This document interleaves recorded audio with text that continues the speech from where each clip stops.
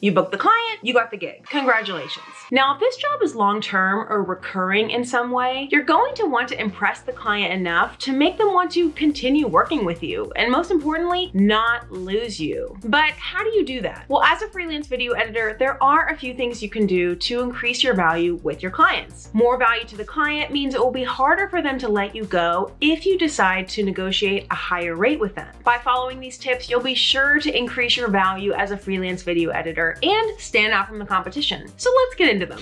Have a winning personality. Wow, winning.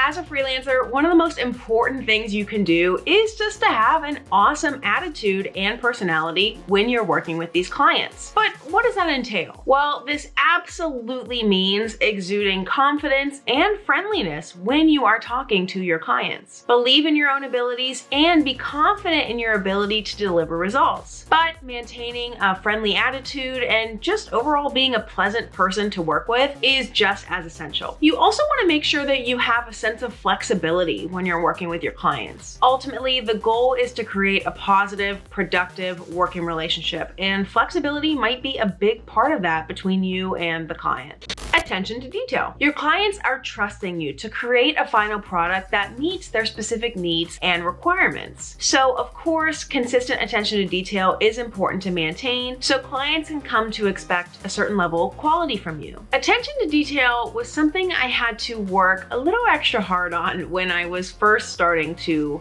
work with clients. It was really important for me to exercise this detail muscle over and over again as a video editor. So I do encourage you to do the same so that you can create better quality videos for your clients. And hey, if we haven't met yet, I am Colleen, and in this channel, I help you to get a video editing job and to get paid doing what you love. If that sounds interesting to you, I would love it if you can like this video and subscribe for more tips on video editing. And I so appreciate you doing that to help grow my channel.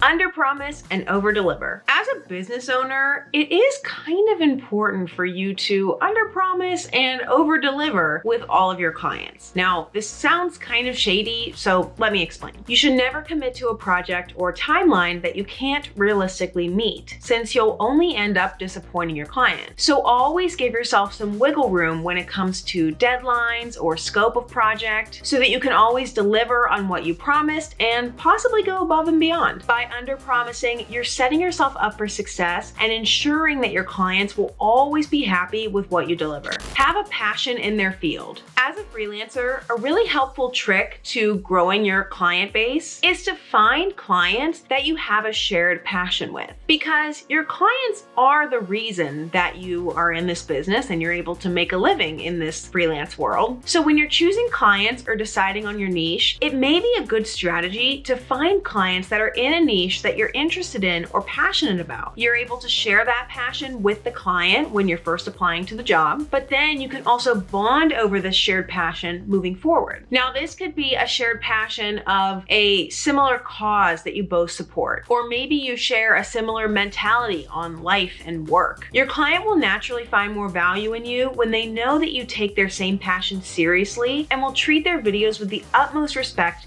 for their niche. Take ownership for your role. I always say to the interns I interact with that the ideal situation for their internship would be that they start out taking more than they are giving in the relationship, and then they grow into the opposite by the end of their internship. Because when you're starting out, you are learning more than anything else. You're asking a lot of questions, and you're watching a lot of videos, and you're needing a lot of help, which is exactly what the internship is for. Now, not all internships are the same, but ideally by the end of the internship, hopefully you have a little bit more of an ownership for your role in that company. You're learning less and you're giving more in terms of both your time and your skill set. By making yourself more of an asset to the team rather than just a student that's learning, you increase your value to that client or that company, and you make someone like me want to hire you? Well, it's the same thing when you're working with clients. When you're first starting out with a client, you're learning a lot about them. You're learning about their style, what they want, their goals, their hopes, their dreams. You're just getting comfortable with the workflow and with the work. And eventually it starts to become quite easy for you. Soon you may be able to recommend strategy or creative choices based on your own experience. You're able to do more tasks without needing your hand held. This ownership adds to your value greatly with clients and is a huge amount of leverage you can take advantage of when negotiating with your client. Help them grow their brand. Similar to taking ownership of your role with the client, you can also start to take ownership of the client's brand. Simply by talking to the client, editing their videos, and being engaged with their image and business goals, you're gonna start understanding their brand pretty well. Now, you don't wanna overstep, but